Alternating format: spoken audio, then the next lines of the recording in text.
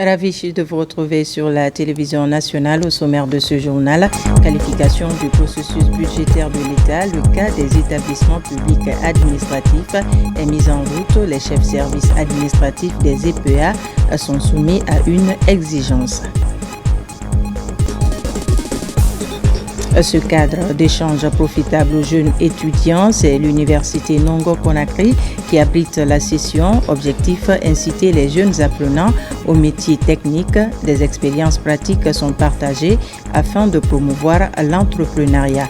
Un festival des musiques urbaines d'Anoumabo à Abidjan, en terre ivoirienne. La Guinée participe en tant que pays invité d'honneur. Une forte délégation est sur place. Près de 300 festivaliers sont mobilisés. Voilà pour les titres. Bonjour à tous et bienvenue dans ce 13h. Je vous le disais à l'instant, qualification du processus budgétaire de l'État.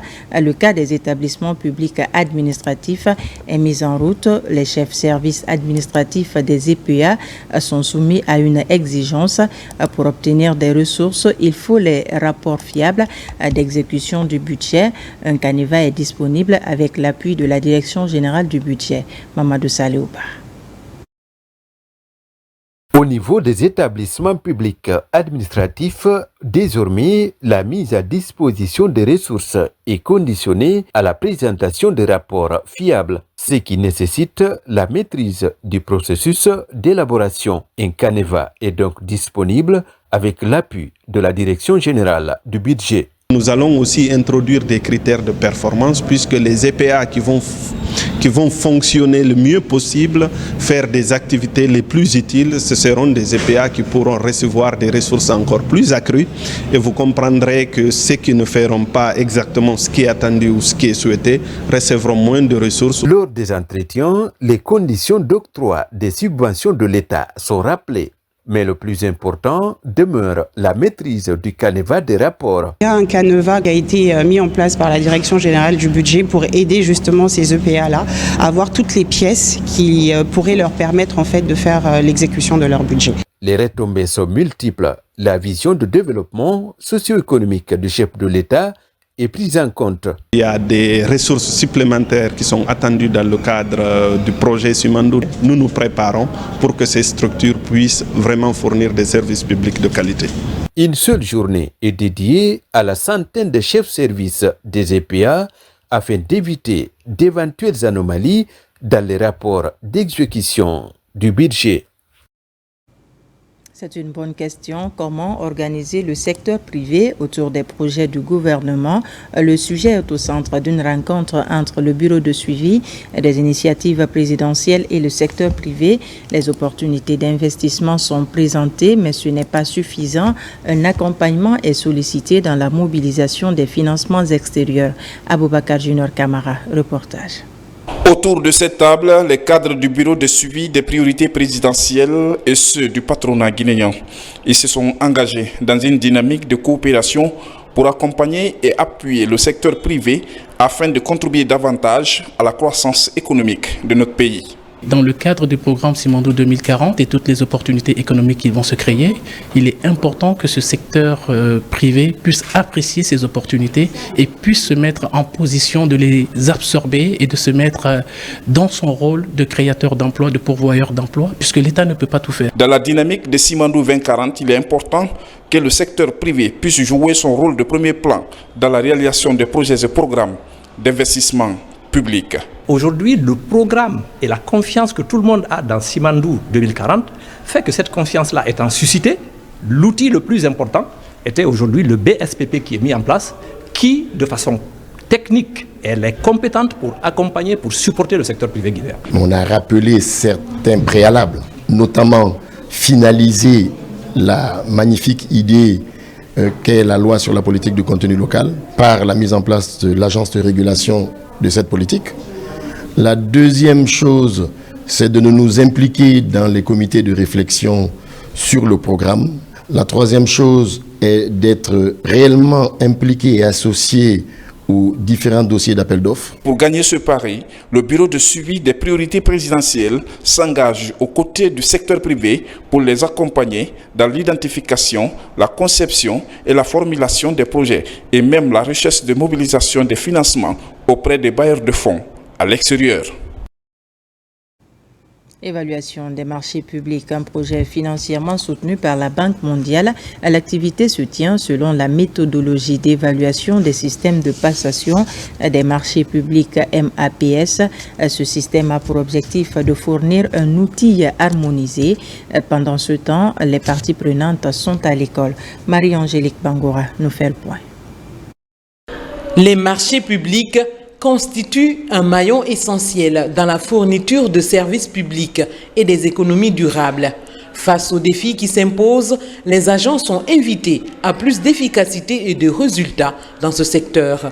Pour ce faire, un mécanisme de renforcement du système de passation de marché et une méthodologie d'évaluation des systèmes de passation des marchés MAP sont à ce jour mis en œuvre. Il y a eu une coopération entre la Guinée et le Rwanda est actuellement inscrit en priorité digitalisation du système de passation des marchés publics de la Guinée. Et la Guinée est liée au Rwanda par un contrat de digitalisation qui est en cours actuellement et qui est en train d'évoluer. La Guinée, comme tout le monde le sait, entame une nouvelle période avec Simandou 2040.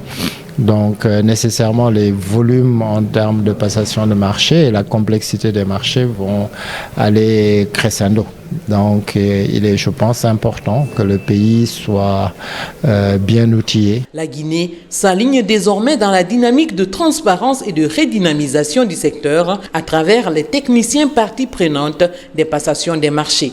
Nous sommes aussi en train de réfléchir à intégrer dans ce code-là des éléments portant sur des projets à haute intensité de main-d'œuvre. Parce que tout simplement le chômage des jeunes est endémique.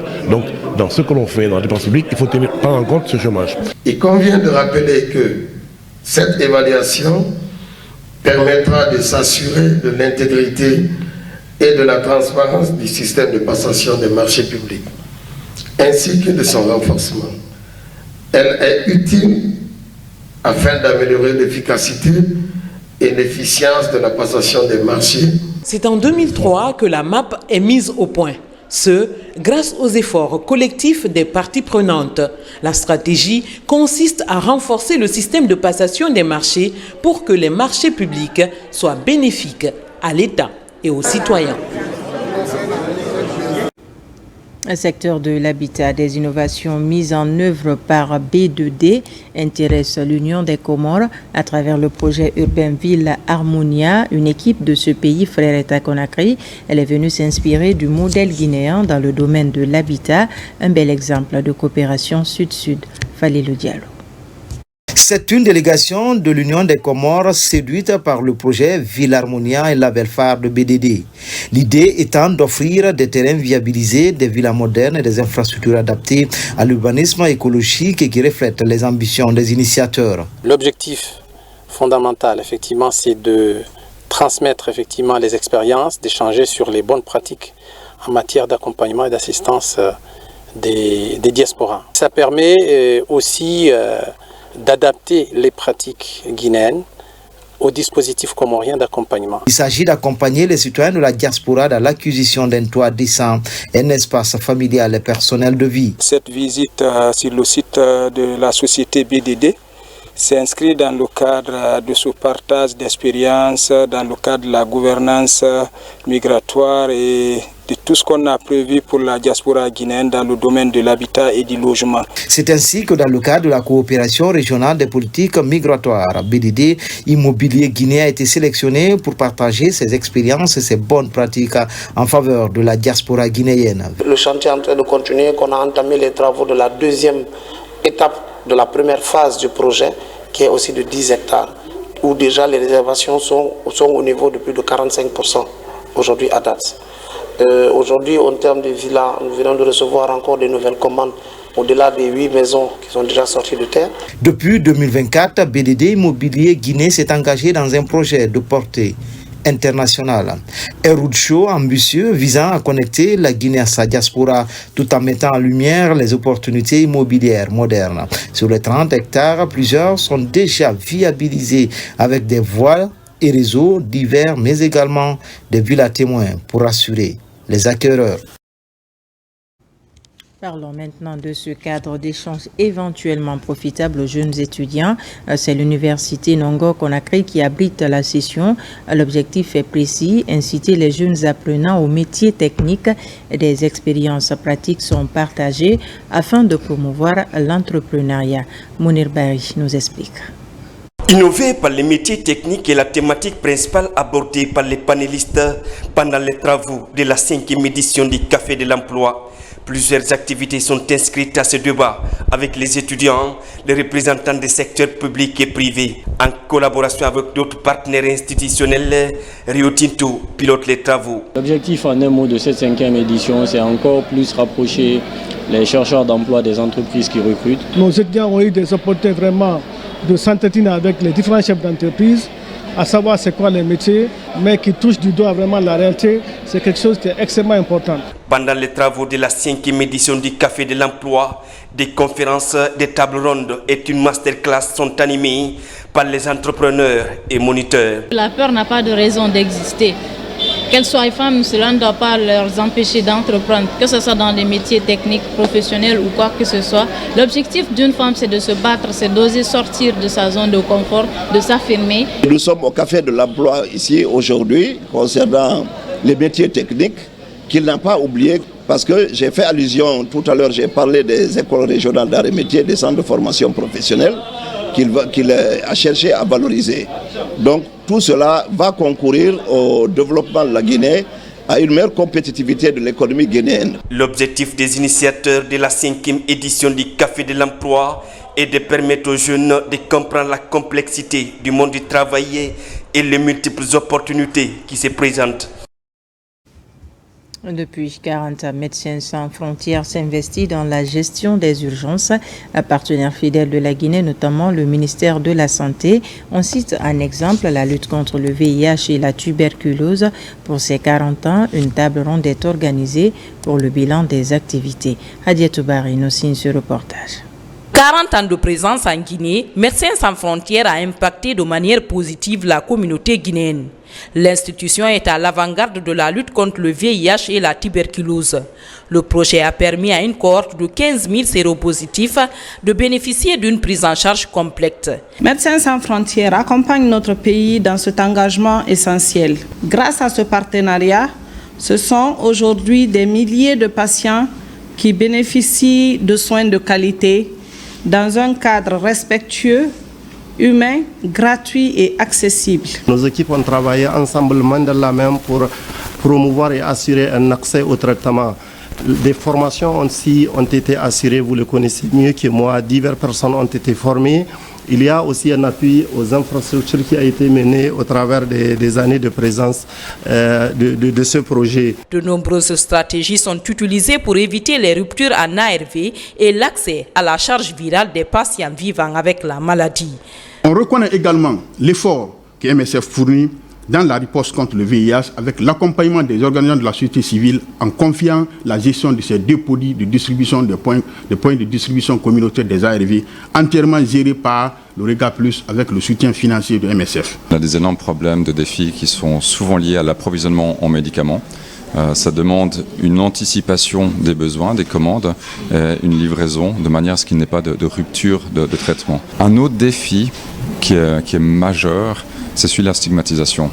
En fait, c'est encore une maladie qui est très stigmatisée, alors que c'est une maladie chronique. Si vous êtes traité aujourd'hui contre le VIH, que votre charge virale est indétectable, vous pouvez avoir une vie complètement normale. En célébrant ses 40 années de présence en Guinée, Médecins sans frontières Belgique s'engage à accroître son appui pour la qualification des soins au bénéfice des patients.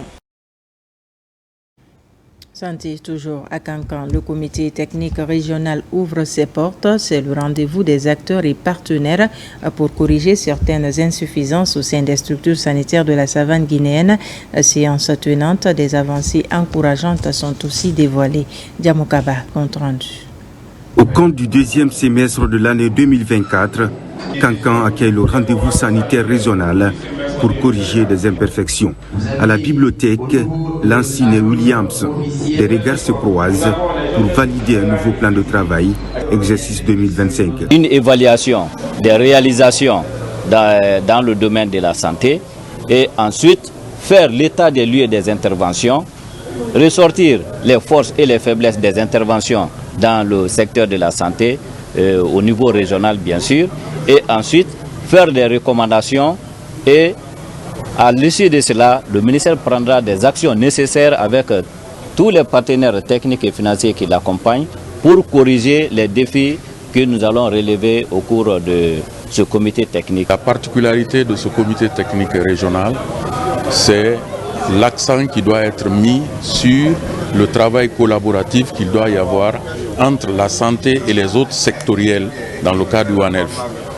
L'élevage, l'environnement et la pêche. La synergie d'action est renforcée pour relever des défis spécifiques de la santé afin de soutenir efficacement le plan national de riposte contre les maladies. Aujourd'hui, il faut l'harmonie entre les trois éléments, c'est-à-dire la santé animale, humaine et la santé environnementale.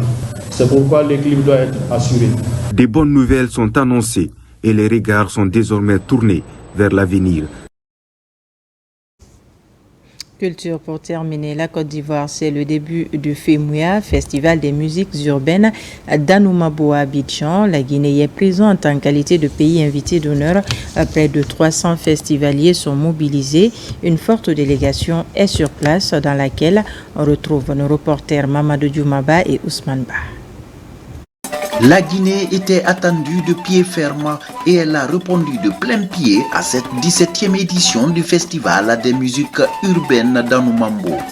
Une délégation qui compte près de 300 personnes, artistes, artisans, hommes de culture, sous la houlette de Moussa Moïse Silla, ministre de la Culture, du Tourisme et de l'Artisanat.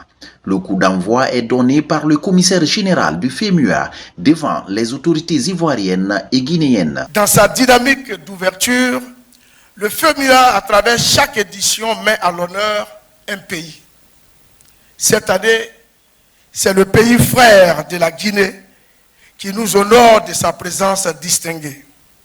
Monsieur le ministre de la Culture, cher frère Moussa Moïse, je vous prie de bien vouloir transmettre à son Excellence, Monsieur le Président de la République, son Excellence, Monsieur Mamadi Doumbouya, qui nous a fait l'honneur de nous recevoir lors de notre passage en Guinée, ma profonde gratitude pour avoir accepté l'invitation du commissariat général du FEMUA. Chers frères et sœurs ivoiriennes, chers artistes, en tant que ministre de la Culture, du Tourisme et de l'Artisanat, je me fais aujourd'hui le porte-voix de toute la Guinée. Dans chaque pulsation de nos tambours, chaque mélodie de nos chants, chaque trait de pinceau sur une toile ou chaque mouvement gracieux de nos danseurs résonne l'âme de notre pays. Une Guinée vibrante, fière, diverse et résiliente. Nous sommes venus partager, mais aussi écouter, apprendre et tisser de nouveaux liens.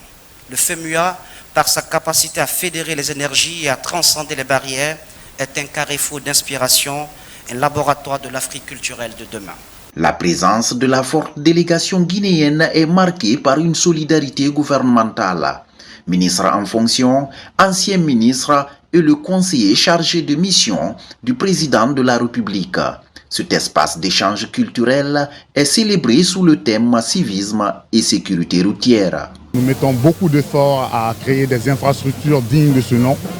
Mais le revers de la médaille, c'est que nous constatons aussi que beaucoup d'accidents surviennent sur ces infrastructures routières-là.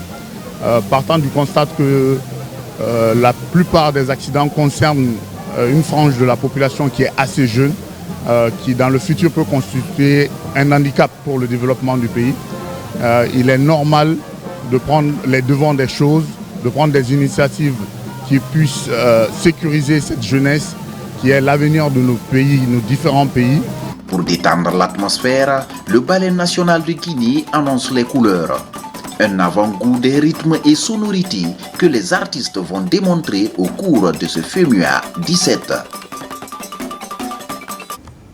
Voilà qui m'a fait à ce journal. Merci de nous avoir reçus chez vous. L'actualité se poursuit sur notre site le www.rtgguinée.info. On se retrouve à 17h pour d'autres informations de la Guinée, notre paradis, terre de richesse et d'innovation.